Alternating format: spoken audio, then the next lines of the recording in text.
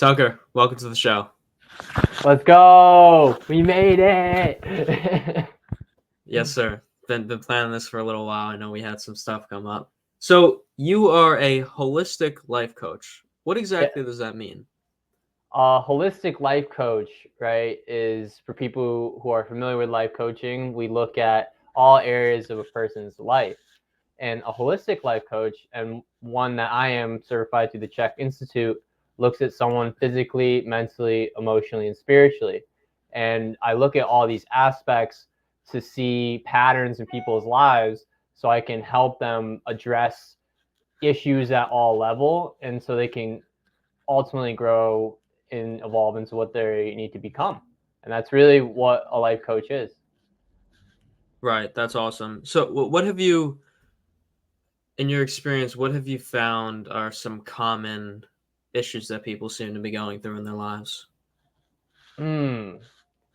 So a lot of people come to me with seemingly superficial problems, like I have back pain, or I'm lacking motivation, or I'm trying to lose weight. And the common theme I see really is fear, right? A lot of people experience fear, right? They have fear of abandonment, right? Fear of failure, fear of success. And that's like a very common theme that I see with a lot of clients.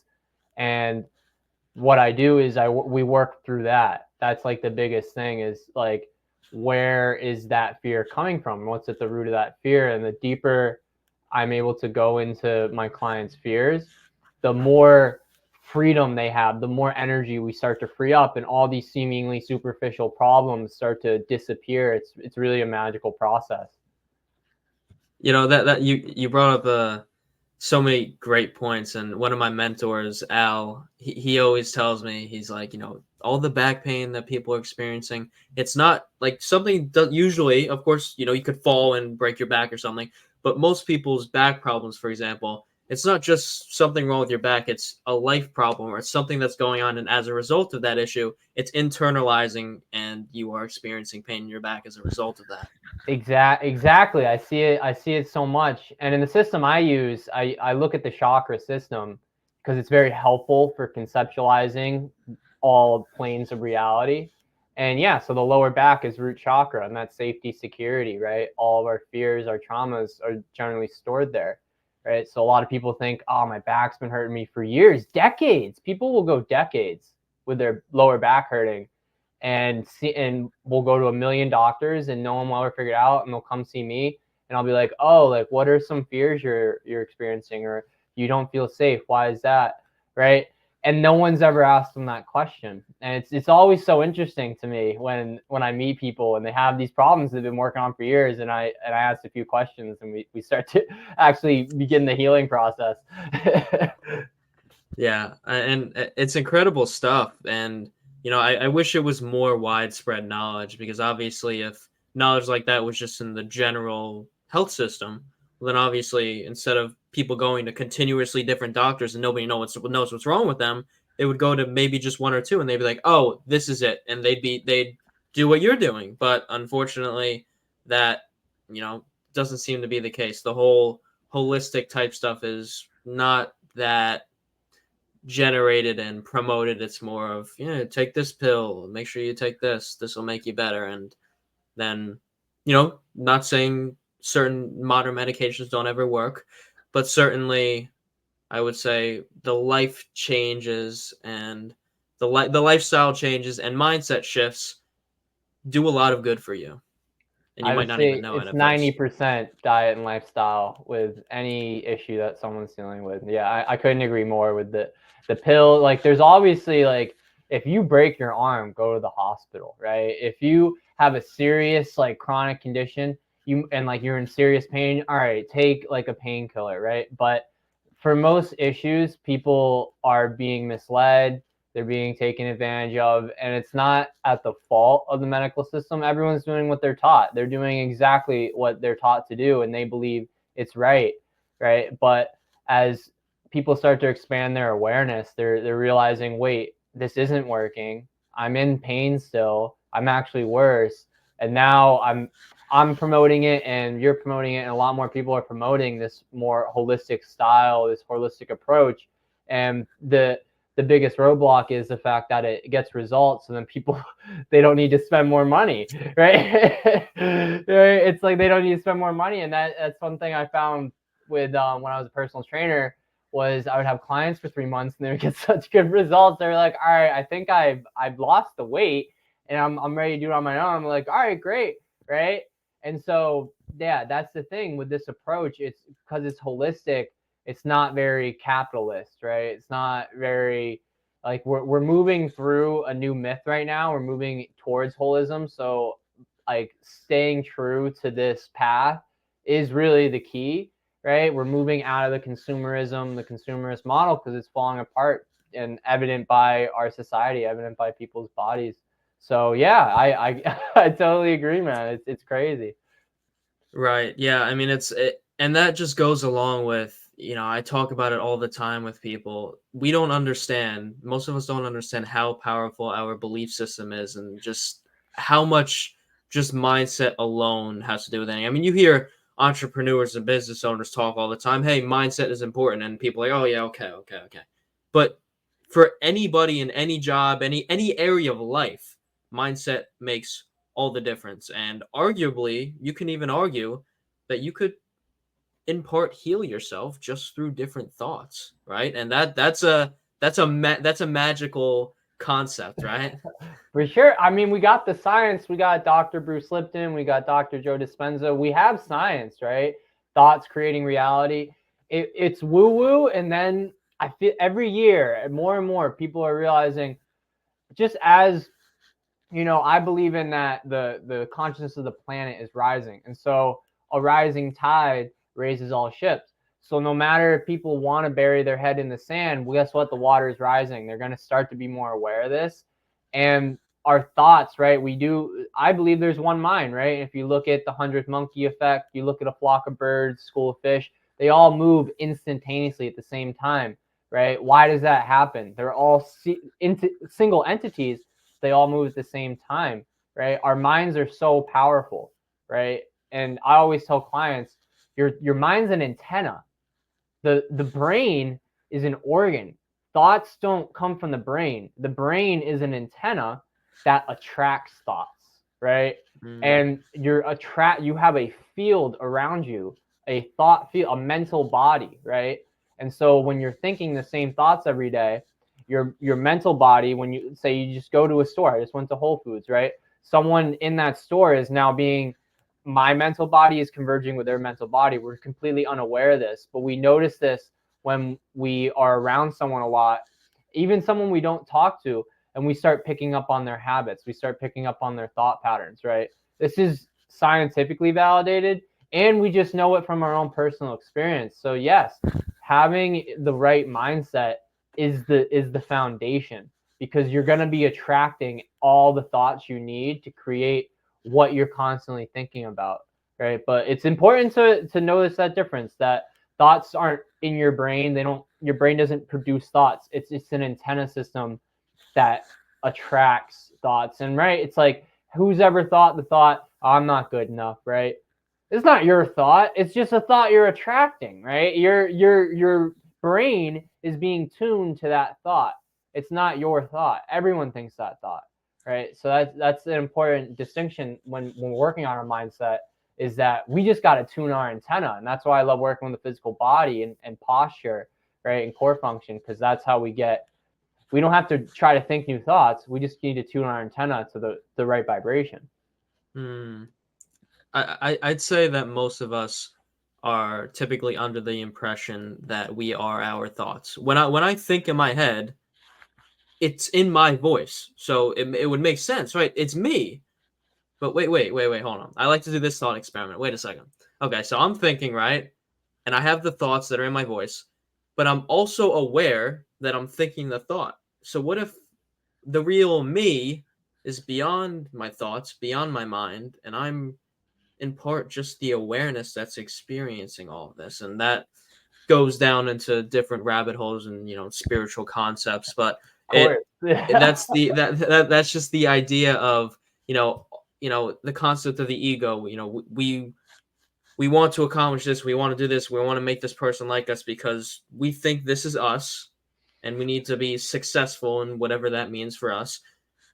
But really, none of this actually matters at all. Now, depending on what you could believe, people can make different arguments and assumptions based on certain religious texts. Like, for example, if you're Christian, you're going to believe in heaven and hell, and so that might be a different belief for you. But the point is, life isn't as black and white and as surface level as society tells us it is, I would say. It's a mystery. It's a mystery for sure, right? And it's kind of a. I was explaining this the other day, like just entrepreneurship, but life in general, right? It's kind of a choose your own adventure game, right? It's really choose your own adventure. It's like, all right, well, it doesn't really matter, right? It doesn't really matter. Yet I always come with the mindset like this is the most important moment of my life, right? Like why? Because it just makes me feel more whole. It makes me feel like wow, like we're creating our own meaning, right? Because there's inherently no meaning, so we must create it to have some type of experience, right? And this is a deeper concept, but back to the mind, right? You can't have relationship without mind, right? So God, source, the one, it's all this, right? If you think of God, right, it's this one, right? But God's so alone, it has to create two. So then you have a mind. Once you have two, you have a mind. You can't have a mind just by yourself. There's no polarity there. The mind is all polarity. And that's why the spiritual practice is so important, because you're returning to your source, you're returning to that I am, but you have to minimize the polarity. So it's like this beautiful game that God has created where it's like, guess what? Now you have to manage these opposites to realize what you really are is the oneness behind it. But it's just this constant back and forth, right? The mind, you have two, right? And you can't have love without mind, because you can't have love without relationship, right? And then from that two produces the three, right? And that's the Holy Trinity we see, the Father, Son, and any religion, any spiritual text, there's always a Trinity, a Holy Trinity, because that's what creation is. It's the two come together to create this third. And that's what people talk about with the third mind in the book Think and Grow Rich, that I love. That's a great starting place for people to understand personal development or any manifestation process, because it explains how when two people come together, a third mind forms, which is, it's so funny, right? It was just back to what I was saying about your mental field worlds around you and the mental field worlds around the other person. When you come together, your mental fields start to merge. So it's so important, like who you spend time with, who you become, so true, because now your thoughts are merging with their thoughts. Now all the things that you consume, right, you're imparting on that person, and all the things they consume, they're imparting on you, and you're creating this new mind, right? It's not black and white. It's this thing that kind of keeps molding and meshing. And that's why I always believe we got to focus on ourselves so much, because we're affecting everyone else. If we just try to say, hey, I'm trying to inspire people and do all this external stuff, like I was a trainer, I was like, oh, I'll do all this stuff because everyone will see me and they'll want to be healthy. It's like, no, I do it for me, and naturally I'm affecting the spider web. The spider web is forever changed from every choice I make, right? So managing my mind effectively, because the mind is where the choices originate from, is so important. Yeah. Those are some great points, and it made me think that you attract what you are. So you could feel a lack in your mind and your body of I'm not good enough, for example, and all these areas of life are just these certain areas, and you could say, like to your example, hey, I'm going to inspire people, I'm going to do this, but you can feel you can do all that and you'll get some instant pleasure from, all right, I helped this person, I did a good deed, but deep down you're still going to feel unfulfilled because you don't think you're good enough. If you elevate yourself a little bit to the point of I'm good enough, I'm confident enough in myself, then you develop that within yourself. This is the concept of filling your own cup first, right? It's like you can't pour water meaning anything, water meaning confidence, self-love, inspiration, into other people if you don't have any yourself, right? It's like it can be like a little bit, you might, even if you don't really have any for yourself, might be able to pour a little bit, but once you have it for yourself and your cup is overflowing, Well, this person's cup is empty. You just keep pouring and yours just keeps refilling because you're on that level. And that goes back to just the importance of focusing on yourself. And, people will say, oh, self-improvement is selfish. You got to help other people. Don't focus on yourself. All in all, it all comes back to helping other people, because when you get yourself to that great place, you can help someone else so much more and so much better than you could before, because you can go ahead and try and give advice on a certain topic that maybe you had a thought about, but you haven't actually experienced anything with that concept or that experience or that exercise or that practice. But once you experience it, once you go through the process, well, then you have so much more knowledge to share with everyone else, and then guess what? They're going to benefit so much more from that. Exactly. It's the rising tide, man. It just raises all ships. And yeah, I've gotten that. Generally, you'll get it from your family, right? When you start really working on yourself. And it's just a projection, right? And don't take things personally. The book, The Four Agreements, right? It's such a powerful concept when we don't take things personally, because we're on our own journey, and it's all the illusion, right? They're us too, right? So no matter what, we're always working on ourselves, no matter what we're doing, because it's all us. Right. And the some of the points you brought up before about, it's like you can bring up the concept of, well, life has no meaning, but we're creating meaning for ourselves, and this matters to me in this moment. And I feel as though life has so many of these paradoxes where it seems like it wouldn't make sense, but somehow, even though it's not in our logical mind, it still makes sense, and it still brings joy and contentment and productivity to all of our lives. And then that goes into something that is just a little bit more simple, but I suppose deep at the same time. Everything seems, to what you were saying before, everything seems to have an opposite. Everyone, there's usually never just one. There's something else. And an example, I don't remember who said it, but someone brought up the concept of how everything in physical reality has a front and a back. And I thought, I heard that and I said, wait, no, let me challenge this. Hold on, let me look around right now in my physical reality throughout my room or wherever I was. I'm like, wait a minute. Literally everything in this physical reality has a front and a back. There's nothing with just a front and nothing with just a back. It's like, wow. Yeah. So the front implies there's a back, right? The inside implies there must be an outside. That's why God is the ultimate mystery, but it's so fun to really go through the process of it. That's the process of self-realization. It's like, what am I? Like, what is God? Like, what? And they call it, and I do a lot of archetypal work in my life coaching, the imago Dei, your image of God. What do you believe God is? And from that image, every other archetype, right? And an archetype is essentially an actor in your life. It's like a character.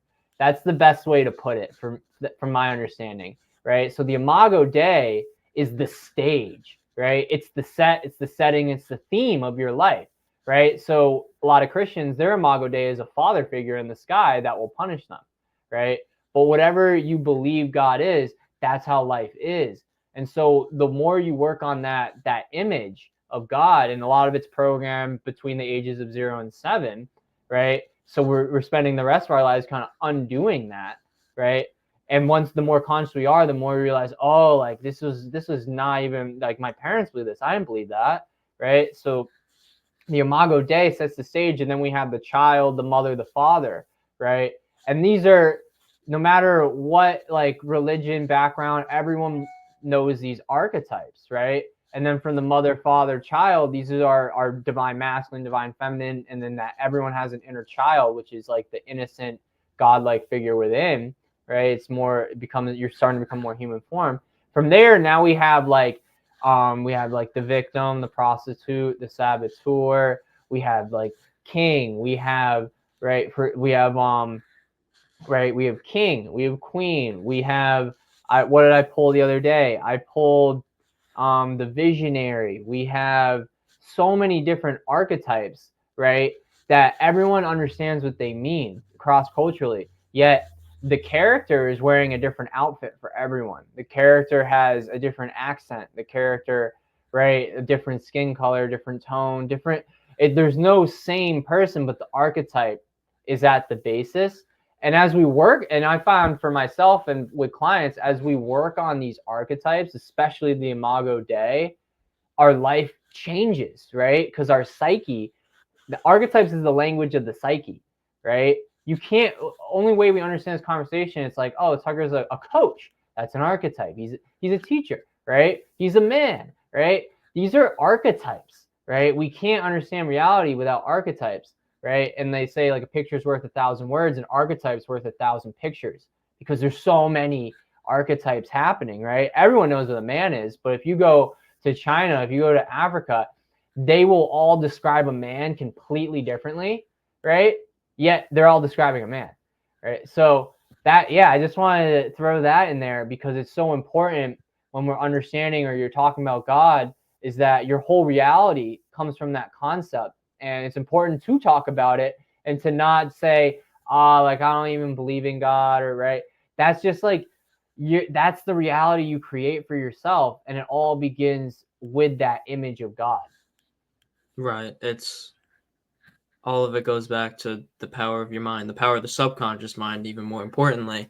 And because that's what creates your reality, right? And to all the points that you're making, your image of God, whatever you believe God is or isn't, that's the reality that you create for yourself. If you think, generally speaking, if you think, hey, I did this bad thing, now God's going to punish me, well, you're probably going to see a circumstance or a situation happen in your life that supports that. If you believe, let's say you believe God is just all love and there's no hate or discomfort that comes from him in certain regards, if you make a mistake and own up to it, well, then you might not have that experience that someone else would because they thought they were going to be punished, right? And it's like, this is such a powerful concept because we're so often in life, so many of us explain different concepts and ideas of how life is just so black and white. As I believe this, you believe this, we're different, we can't have a conversation about it. We can open up our minds a little bit. You can have your beliefs and set beliefs, but if you can open up your mind a little bit just to consider or just listen to what somebody else's perspective is, that's where the growth comes, right? Because as soon as we close our minds, then we stop learning and we stop growing, and then we accelerate the process of death faster. And I don't entirely mean death in the sense of literally dying, but I feel as though your soul, or just your being here in this life, it slowly crumbles. And this manifests in people reaching age 30, 40, 50, 60, 70, becoming miserable and, spreading hate to everyone and being angry at everyone and spreading negative emotions to people that they don't even know. And then people lacking the consciousness to be aware that they're even doing it. And then the cycle repeats and it becomes this whole big mess. But if we can become a little bit more aware, if we can listen more, because I believe in today's world, that's what we've lost. We've lost the ability to listen to other people. If we can get that back, then we'll be going up. Everyone's going to be going up. Yeah. And so this year I've actually been doing a book. I've been reading through a book called A Course in Miracles. And this is non-denominational, yet it uses Christian language, but it's like, it's a mind training. It's like it should be the modern day Bible, right? And it's helpful for people with a Christian background to retrain their mind to see God in all things. And one of the lessons, so it has 365 lessons in the back of the book and then the text in the front. So I just go through the lessons, and it's a little, it's like one phrase, right? Today is I will receive whatever I request, right? It's something practical. And then there's like a little meditation and you kind of reflect on it throughout the day. But one of the lessons in it is God speaks to me throughout the day. And this is so true. And you hear this in a lot of different ways too. I mean, the Course in Miracles is one way to like hear it, but right, we're always getting that reflection. And it's so important to listen, especially when we're in a disagreement, because if I've been practicing this exercise, where is the other person 1% right? Right? Can just like open myself up, right? So my mom says, you don't need to use all these supplements for digestive enzymes and probiotics. You don't need them, right? You can get everything from Whole Foods. Where is she 1% right? Right? And then on my side, where am I right? And and then we go back and forth and we start to find common ground. But most of our society is not even willing to consider the other side, right? And so we stagnate. We stay in an unevolved state, right? We can't evolve until we start to see from the other side. And plus, there's a reason we all have different fingerprints, right? We're all here to help each other evolve. Ram Dass says that we're all walking each other home. That's so true, because when someone's speaking to me, I listen and I really listen, I notice that they're saying the exact thing that I need to hear right now, right? And it's so uncomfortable most of the time to hear what you need to hear, not what you want to hear, but what you need to hear, right? And this is something I got more comfortable with as a trainer, was telling my clients, this is what you need to hear, right? If you have back pain, you need to hear that if you have inflammation in your gut, that can cause back issues, right? They don't want to hear that. They don't want to hear that their choices are creating their own pain, right? But they need to hear that to begin the healing process. And it's so important to speak our truth, right? And to open our voice and to share that, because the world needs it. May not want it at the time. Looking back, right, when they reflect, they're like, oh, I did want that. I was asking for healing. I was asking for these gifts. Right? We've been asking for it, and God keeps giving it to us, and we keep saying, no, I don't want that, right? Yes, you do, right? You're getting exactly what you want all the time. When we pay attention, we start realizing that, but then we become more conscious, and we can say, these thought patterns are creating this reality. Now that I'm aware that my thought patterns create my own reality, I can make a shift. I'm becoming a conscious creator. Until then, you're an unconscious creator. You're just getting whatever programs you've been running, right? And most of the time, based off the history, if you follow from biblical times till now, it's been a lot of brainwashing to control people, to make them slaves of the church in whatever form that is. And that's, you can just look around, right? People are caught in this slave, I'm not enough. All right, I'll just do all these good deeds, give all my money away, do all this stuff, right? Meanwhile, the church has mastered this. They're very aware of this because they know these concepts too. They call it black magic, right? That's why it's so important to become your own magician and use it for good, because everyone's using the same concepts. It's the same in marketing, right? Subliminal messaging can be harmful and can actually be very helpful, right? When I make videos on YouTube, I put like low frequency 528 healing tones, very low subliminal messaging, right? You think it's this horrible thing, it's neutral. Anyone can use it. So the same things we see in society that are horrible, right? What technology are they using? We can use it for good, and we can use that within ourselves. And it's so important to pay attention, because the signs are all around us, right? Synchronicity, right? All around, yeah. Right.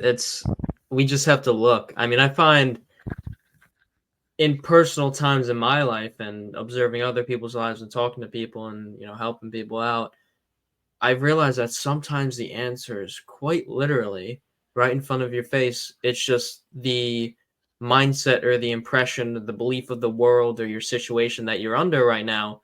Even though it's sitting right in front of you, it quite literally also prevents you from seeing it. And then once you can make that little mindset shift or make that little life choice difference or change your lifestyle a little bit, there's like the veil over your mind just slowly, moves away. And you're like, oh, wow, I didn't know this was right in front of me the entire time. And it's those gifts that we all possess that some of us never discover, or some of us discover later in life, or some of us discovered earlier in life. It's just everybody's on a different journey, and everybody says everything happens for someone at a different time because everyone's at a different point in their journey and in their life. So some of us will discover our deep gifts at age 16. Some of us will discover them at 40. Some of us will figure them out a year before we die. Some of us won't figure them out ever, right? And of course, this is as a result of certain brainwashing, certain programs that have been put into our mind, things that we're not aware of, right? Because our life, our mind, our body, our life is created of and a cultivation of different programs that affect our life without us even knowing it, right? And like we were saying before, once you can bring that awareness out, Well, awareness changes everything because and now awareness itself doesn't necessarily mean things can become better. And sometimes in certain situations it does, but there's also this, right? You can become fully aware of, okay, let's say you're experiencing a certain relationship issue with your girlfriend and you know it's something that you need to change because you're doing something wrong. You can become, she can say it to you flat out, or you can figure it out on your own time and figure out, okay, this is what I'm doing wrong, but you can still continually do it, right? So it's not only you have to become aware, but you also have to take conscious and physical steps and change certain practices and habits in your real life to change those thought patterns, those action patterns, and that's how you change your life. Yeah, and that's the benefit of a coach. The highest benefit is the awareness. They can see your blind spots, right? Or like in any relationship, people see your blind spots. So we're living our life. We have our thought patterns going on. All of a sudden, someone mentions something. We're like, no, what are you talking about, right? But they're seeing your blind spots, and they're making that suggestion from that objective point of view in a way. And awareness doesn't really make a massive change, but the observer effect is real, right? Just simply observing something changes the outcome of whatever experiment's going on, right? Simply being aware, right, that all these programs are happening, or the ads on TV, or subliminal messaging, or right, once you're aware, now you're changing it, right? Now you're changing the one mind consciousness, because you're saying, oh, now I'm aware that this isn't for my best benefit. I'm choosing to focus my energy towards something else, right? But when you're unaware, right, now that's being put into the subconscious, and now you're running, which is 95% of your mind, but now you're running that program, right?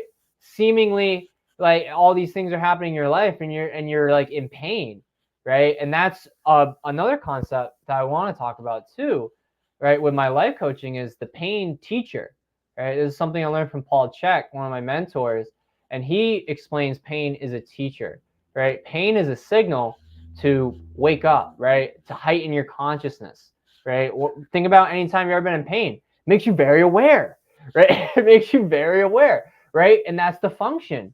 It's like whenever you're in pain, it's like, all right, pay attention, because we need to protect ourselves, survival, right? But it's teaching us. And so when we start to be more aware of instances when we do have pain, right, which is, you don't have to look far, right, then we are now changing our whole life, right? That is really what I love to do with people is, all right, where's your pain at, right? All right, how much awareness can we bring to this issue, right? Simply through that, I find a lot of people can figure it out for themselves at that point, because the brain is just it's like just like searching for answers. It's always trying to serve you. It's a servant when we use it correctly. And then it's like, oh, I'm aware, right? Someone's eating unhealthy foods. I explain to them, hey, when you eat processed food, it can inflame your gut. When you inflame your gut, that you don't feel pain in your intestines, you feel it in your muscles. And the muscles surrounding your gut are now going to be in pain. And guess what? Your lower back is connected to those gut muscles, right? So I'm not telling you what to eat, right? I don't tell anyone what to eat. I don't tell them what exercise to do. They're like, what? How are you coaching someone on nutrition? You don't tell them what to eat. I'm like, I just tell them what happens when they eat it scientifically, and to pay attention to the pain teacher. And then naturally, they'll be in so much pain that they'll come to a realization that, all right, I need to change, right? Like, hey, like, but I brought some awareness, right? I had this knowledge, right? I accumulated some knowledge, and guess what? I attracted the person that needed that knowledge. And that's why it's so important, right, to study our passions and not worry about, how am I going to get client? Study your passions, right? Know what you love to learn about. There's going to be enough people in the world that are going to need you to explain that to them, right? So that's like a big thing that I've always found for myself. I was a college athlete. I took economics in college. Then I went and studied sport management. Yet I was very interested in health. I was very interested in all these things. So I just kept learning about it. Lo and behold, I was like, you know what? I think the best job for me would be a personal trainer, so I have a way of sharing it and making income off it. And then basically I started attracting people with all these medical problems that were going to see doctors, but because I was just interested in learning about it, right? They manifested me, right? And I manifested them, right? We manifested each other because the universe is whole, yet the illusion that, oh, I'm this puzzle piece, I need this piece to complete me. Well, yeah, you come together, right? You come together, and then you guys realize, like, once you deepen your awareness more, it's like, like what a silly joke. Where it was like we're the same thing, right? But we each got to play these roles for the fun of life.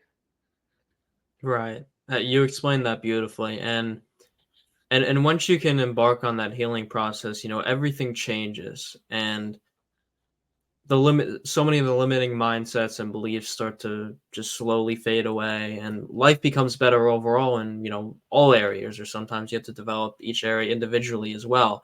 But especially with the passions and exploring that side of things, I realized that once you embark on, you could summarize it as self-development,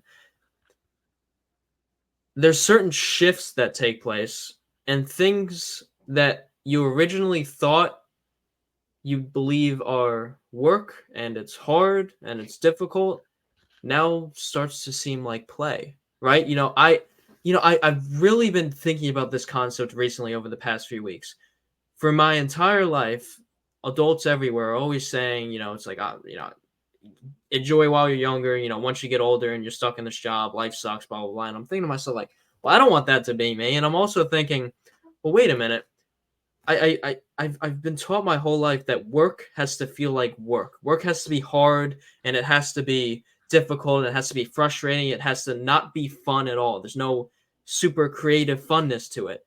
And then, but you look at certain creative outlets like artists or music producers, all these writers, all these different areas, and they're exploring their creative potential and putting it outwards.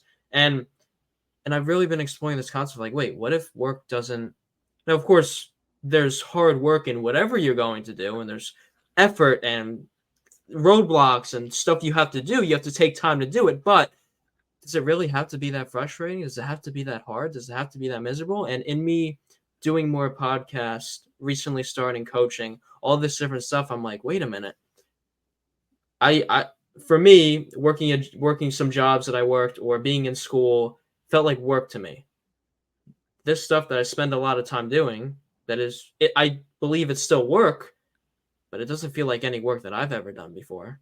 No, it's a labor of love. It's a labor of love, right? You're expressing love, and love is sustainable. Love creates more love, right? How do you make a child? A child is made from love, right? Like, literally, you think about it, it's like, oh, you can talk about all the science. It's like, oh, the sperm meets the egg, and then it fertilizes it, and then these nutrients come together, and it keeps expanding cells. It's like, what really happened was there was so much love between two people, it created another person. That's what the power of love is. There's so much energy within love that it can literally create a human. Like, think about what a human is and think about how it's created. It's created from love, like, literally. And so when you're doing your labor of love, you can create so much, right? But if you're just laboring, you're not going to create much, right? It's going to be very frustrating. It's going to be very hard. And it's not going to be, like, people feel what you create. There's this guy, Rudolf Steiner, I was reading as I was doing this job this year in carpentry, and I'm transitioning back into training now. But I was doing this job in carpentry, and it was very interesting because it was a lot of labor and it wasn't a lot of love, right? And so I was reading this book on architecture at lunch. This guy, Rudolf Steiner, is a spiritual scientist, and he was explaining that when an artist makes, like, a sculpture, for instance, right, their entire psyche, right, their entire, like, everything about them is infused in the art, and it is only once the project is complete they can actually realize what they were doing, right? It's like they think they're like, oh no, I'm making this sculpture, I've already visualized it, I know what I'm doing. But then once they actually finish it and they look at it, they're like, oh, now I see what it is really going on here, right? Now I really see Like it's an expression of myself, right? And in the book, it was very fascinating. He was talking about how in the ancient Greek temples, it was actually a home for the gods. That's what they were building. You see these great monuments. Like, why did they build it? Is because the gods like Zeus and like Athena and all these gods, right? They were building a house for the gods to dwell, right? And so the physical structure was a representation of what was already internal within them. Within their mind, there was a structure for the gods to dwell.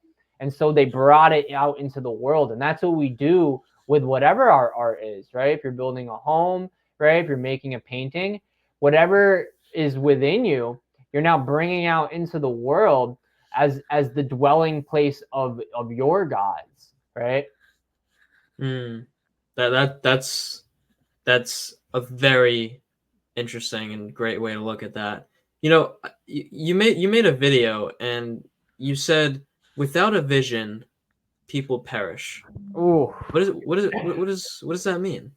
ooh, that's from the Bible, first of all. I'm not like, I wasn't really raised in the church and I haven't read through the Bible, but you know, when you see a good passage, you see a good passage. And without a vision, people perish.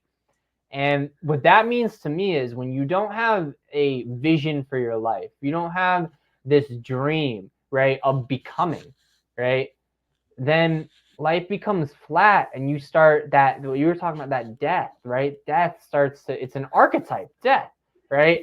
It's an idea, right? You start to die inside, you start to perish. And you can see this with the people working their 9 to 5s in the office, just making money, right? Getting their DoorDash, watching their Netflix, doing it all over again. Nothing wrong with that if that's like the overarching vision that you feel for your life. Yet when you really talk to those people, that's not their vision, right? They don't have a vision, right? That's why they're in that, because that's the vision of the people who run Netflix or the people who created DoorDash. That's their vision, right? They're profiting. They're not perishing, right? But when we have a vision for our life, right? When we have like meaning, now we're alive, right? And it's just so true, right? And I find in coaching when I'm like, what's your dream? I don't know. And inevitably they're low energy, right? They're tired. They have a ton of addictions. They have poor habits, and they're perishing because they don't have that vision, right? And yeah, that's like the biggest thing with my coaching. Step one is, what is your dream? And we're not going to do anything else till we really start to identify it. Yeah, you stay flexible, because as you get older, it starts to get more concrete. But you need to have some vision. You have to be moving forward. You have to be becoming, right? It doesn't have to be set in stone. And I had my coach tell me every 3 to 6 months, come up with a new dream. Come up with a new dream for yourself, right? Get yourself excited again. Get yourself inspired again. I do goal sheets. I do a new dream for myself all the time, right? I'm revisioning. I'm reimagining, because every instant that happens to me throughout my day is forming myself. I'm learning more. I'm a different person than I was 3 months ago. So now this vision, this idea that I have for my life is more expanded. Oh, I didn't even realize this was a possibility. Now this is a possibility. Now my dream is even bigger.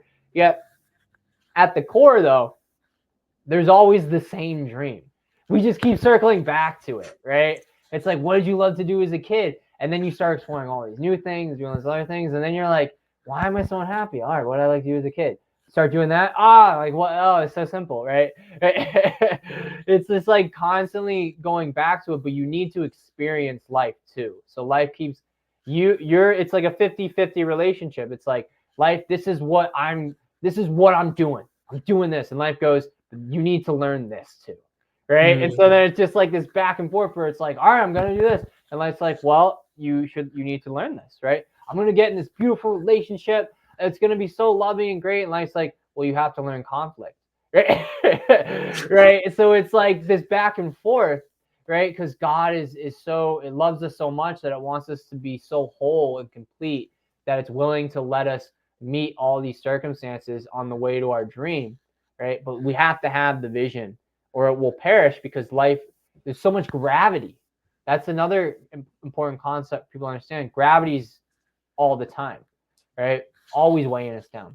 So how are you pulling yourself up? How are you lightening the load, right? How you, right? How are you bringing yourself up, right? Against gravity. We have to raise ourselves up all the time, or gravity will crush us, bring us back into the earth, right?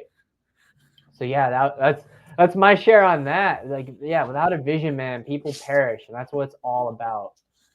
Yeah, and I mean, we're always looking at failure in a negative light or mistakes, and I can't believe I messed up in that or that happened, and it's like, really think about just all of the past experience that you've had, and you know, particularly the negative ones. Mm. I mean, how much do you learn from a bad experience? I mean, it's insane. I mean, it's like you great experiences are amazing and absolutely necessary, and you want to thrive to have more amazing experiences. But I would argue that you learn more in the negative experiences. Now, great experiences can teach you gratitude and appreciation and learn a ton of lessons there. But when you think about those events where you went through those struggles, or if you're struggling with something severely now, it's you might not be able to see it now, but if you're going through it now, or if it was in the past, you can see now. But it's like on the other end of that, so much of the time it sucks during the process, whether it was something you dealt with for a week or a month or 10 years, but you look back on the other side and you go, oh, that's why that had to happen. Every time, and that's what brought me into what I do now, right? I was a college football player, and I got a concussion, and then I was overtraining, and I was sick all the time, and I pulled my hamstring. I kept getting injured, and it was just like a why me? Yet then it was, oh, I got recommended by a doctor to meet this CHEK trainer, and then he was showing me stuff, right? And then I was like, all right, let me like learn about like how to heal my body faster, how to create more health and vitality with myself. So if I didn't have those instances of pain, right, because I was really going through it, my teammates were like, wow, Tucker's really going through it, but like we're all doing the same program. They didn't they're on their own journey, but they didn't grow their knowledge of health and wellness to the degree I did, because they didn't go to the depths of their own pain that I was going into, right? And that's why it's so important to not spiritual bypass, right? A lot of people are getting into spirituality, and they're like, life's like party, man. Like you should just have fun all the time. Like, take some shrooms, go to the beach, do this stuff. Nothing. I do that sometimes too. Like that's fun, right? But you also want to be conscious of when something's coming up. Oh, I'm feeling like kind of like my chest, right? I'm feeling kind of stuffy today, right? Well, when you actually go into that, that's usually grief, right? We don't even have an understanding in our culture, right, of like when we're feeling sick and tired, that's just unprocessed negative emotions, because we don't allow it, right? When really like, oh, like people will be sick for a couple weeks with a cold, it's like, I think you just have unprocessed grief. And if you just allowed yourself to grieve for a day, you would heal it right away, right? It would just like in, out, let it flow. And that's why I like practices like Tai Chi, moving energy practices, or meditation, and really feel it. Because then once you feel it, you allow it to move through, right? Or like feelings like anger. I'm feeling really angry, right? It's like you're really tense. It's like really feel that, sit with that. Why? And then the deeper you go into that deeper emotions, you start to realize like, oh, this pattern's been happening for a while, right? And then you liberate yourself. And then once you're liberated, this amazing thing happens where now you're getting that outer reflection. It's like, wow, now I'm around more positive people. Now I'm around people that are really into healing and health. And it's so refreshing, because now I have more community, right? Because you were willing to look at that shadow. But most people stay in that flatland of that 9 to 5, watch their Netflix, get their DoorDash, right? They stay in this middle ground, and then you go to the bar, they do all these things, and then you attract people like that. And for me, I do a lot of spiritual development, and I'm very sensitive to energy. You can start to feel tension in their field. Like when it's important as you grow spiritually and become more empathic to realize like, oh, that's not even my energy. I'm picking up on this energy, right? And you're like, wow, that's a lot of unprocessed stuff, right? And so you learn how to set boundaries, right? And that's the big thing with all of that is really going into those painful moments because the world benefits. So now when you're in their field, they're actually, people love being around you because they feel so much relief. There's no tension in my body, right? Because when there was this grief and this anger, right, when you actually start to look at it and release it, now when people come into your field, they're not starting to feel tense and angry, right? And like they're not getting all anxious and that.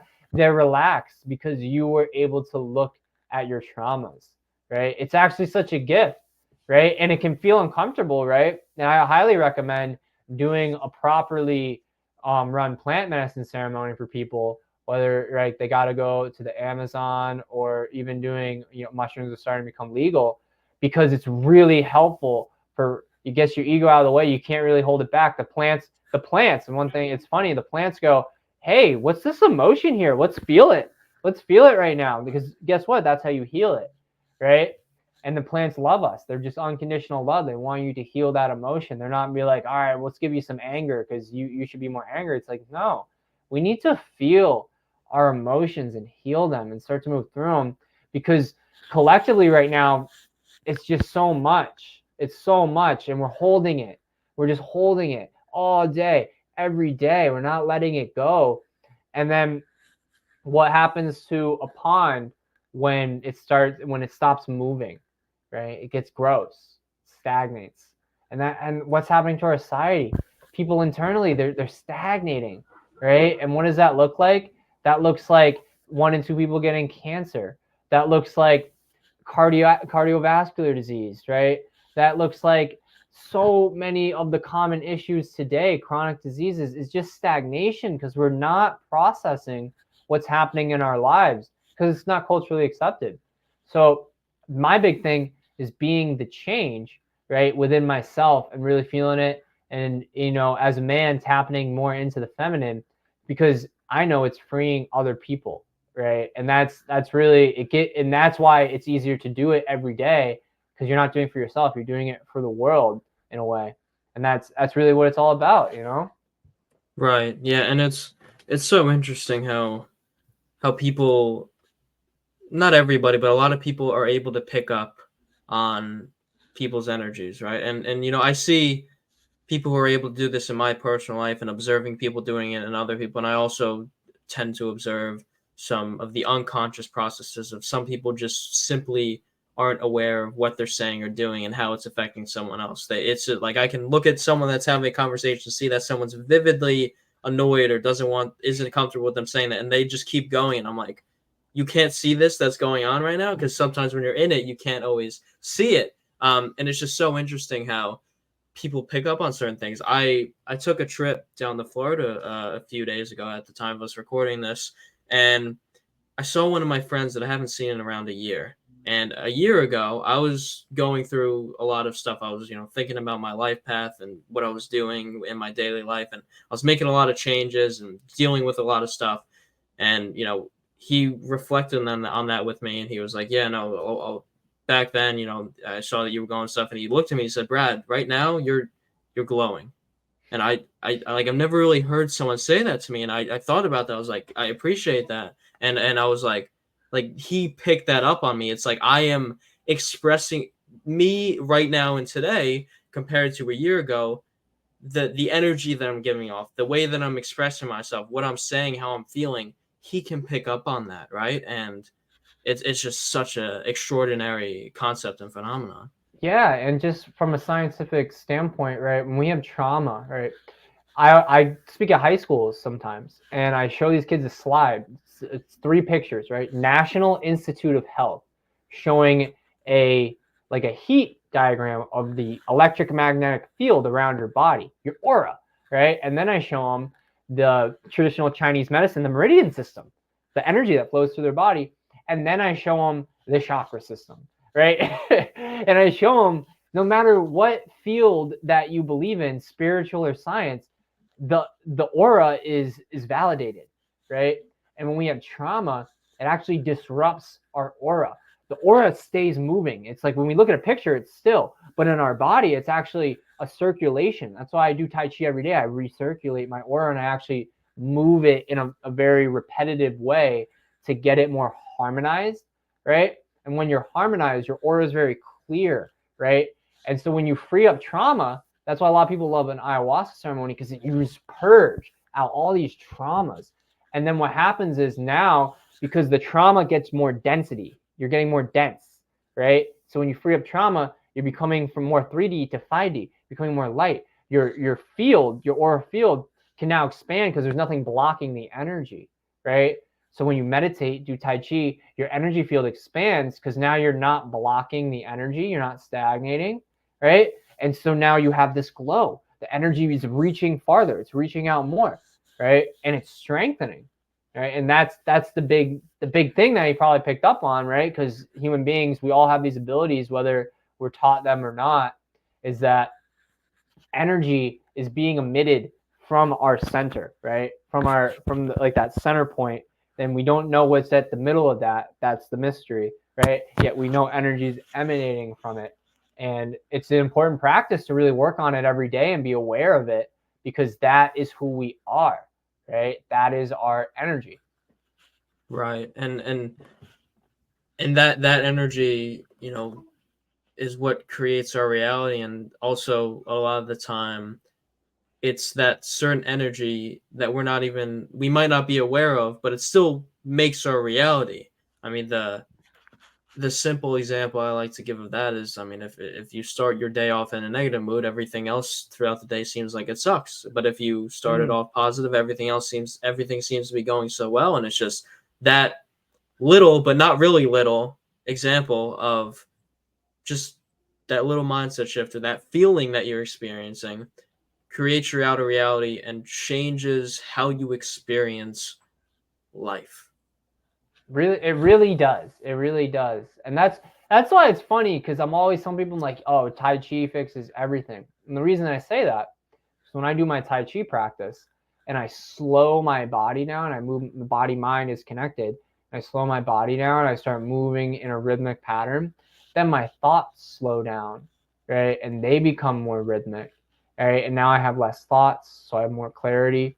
And then from there, it's like, oh, like now I'm realizing, like, oh, like I don't rush and do a bunch of things because my energy is so slow already. It's already so harmonized that now I drive my car with more presence. Now I'm working at work with more presence. Now, and so you can tell, like, if you look at like a Tai Chi master, Zen master, their house is so simple and so put together, because the energy that they cultivate is now being reflected in their outer environment, right? You don't have to look far. Like, hey, like these guys are talking about energy. What's my energy like? What? Look at your bedroom, right? It's not, but that's the thing too. It's like Dalai Lama talks about, you want to learn how to meditate, clean your room. Guess what? You clean your room, you just change your internal energy. You feel more relaxed, feel more calm. Or you can do the internal, external, no matter which way you go, right? Oh, I'm like, my job's so chaotic. All right, find a new work environment, right? And be very mindful of the jobs you apply for, the places you look at. What is it? Are things messed up? Are things in disarray? Is the boss super anxious, right? It's God's always speaking to us, right? Just like we're saying, it's so right in front of us. But once we're aware of, like, oh, this is how reality works, it's really just my energy being reflected back to me, you have so much empowerment. It's unbelievable. And that's what I love to do for people, is empower them to see, oh, it's actually so simple. I'm creating this reality, and it's actually so simple to change my own energy. And I don't have to think my way to a better reality. I just need to change my energy. Yeah, it's beautiful. Yeah, and all of this just absolutely demolishes the victim mentality, because you start to fully actually realize how much in control you actually are with your life, and bringing that awareness to light into the forefront of your life. That's where the significant changes start to happen, and you start to change some practices. You spend 5 minutes doing this, and it changes the rest of your day, the rest of your month, the rest of your year. And of course, all of our lives are just made up of small tasks that we do, or small thinking patterns that are recurring. And something else, I mean, people can always do, and what I try to do for myself is analyze my thoughts in all areas of life, but especially just, all right, am I having similar thoughts every day? And if you are, It's like, all right, what are those similar thoughts? And why are those thoughts occurring? Okay, I'm thinking that I don't like this every day at like 12 p.m. It's like, well, maybe that's a sign that I need to start to change something, right? And it's taking those signs, right? You're saying God is always speaking to us, whatever you believe, the universe, God, whatever you want to label anything or it as, you're always being brought opportunities. We just need to, like we were talking about before, lift the veil so that Mm, what is already in front of you, you can start to see that it's there. Because it's it's so easy to not see that it's there. Because if you're stuck in just the what you could say normal life stuff of just, all right, I need to wake up, I need to brush my teeth, I need to go to my job at this time, I need to do this. It's like things seem to become so more mundane and you feel so much more locked in. And it's like, all right, well, what if you can think about it a little differently and also come from the perspective of, okay, I it's weird, although it doesn't happen 24/7, I have these weird moments where I can appreciate doing something as simple as brushing my teeth. It's like, all right, just in the experience, just feeling it and just thinking where you are right now. And that just goes back to, of course, experiencing the present moment. That's really all we have. mm, And ultimately, I mean, I'd say that's what it all comes down to, because everything we think about that happened in the past that we're suffering over, or anything we're anxious about for the future, it doesn't actually exist. And maybe what you're imagining will happen uh, someday, maybe tomorrow, maybe a week from now, or maybe never. But it also most likely will not happen in the way that you envision it right now. I mean, you could mm. have maybe you need to speak to a group of people in a week from now, and you feel that you're not good at public speaking or talking to that many people, and you're just worrying about it and worrying about it. And once you, I always use this example, once you get to it and you're doing it, and a minute in, you start to realize, like, wait a minute, this isn't that bad. Why was I spending so much time worrying? Exactly, exactly. I got a great one for the listeners, right? About God, right? For something to not exist, it must have first existed, right? Or else you would have no concept for it not existing. So boom. Yeah, Wrap your mind around that one. Yeah. That's yeah. so someone was asking, like, what, my client's an atheist. How do I explain their Imago Dei to Just them? say that. It's like, well, for something not to exist, it must have first existed, because we couldn't have a concept for it not existing, right? Right. That's such a beautiful way to put it. Yeah. Tucker, Tucker, I really appreciate you coming on today. I had a Oh, blast this was having this a pleasure. I conversation. had no idea what to expect. I was like, I feel like this will be a good I feel like I can be myself here, right? Oh, this is amazing. I love it. Where can people check out your content, your socials, all that? Yeah, so I'm on Instagram at Tucker Newman Coaching. You can find me on YouTube. I have a lot of great YouTube videos, Tucker Newman Coaching. Just everything. I'm getting back into personal training, so I'm going to be doing a lot more health related videos, especially going into winter. Very helpful people, back pain, all that. Those are the two primary. I'm on TikTok, Tucker Newman Coaching. I'm working on a website right now too, and some programs in the works with my friend Zach Barney, my friend Meryl Cushman. So yeah, the best place to find me at Instagram, YouTube, everything you heard here, I talk about on there and a lot more. I'm a very deep person. So yeah, absolute pleasure. This is so much fun. Hey, thanks so much for coming on. And I'll also link all your stuff in the description so people can check out the links. Beautiful, beautiful. Thank you. We'll catch you guys in the next one. Thanks for tuning in. Peace.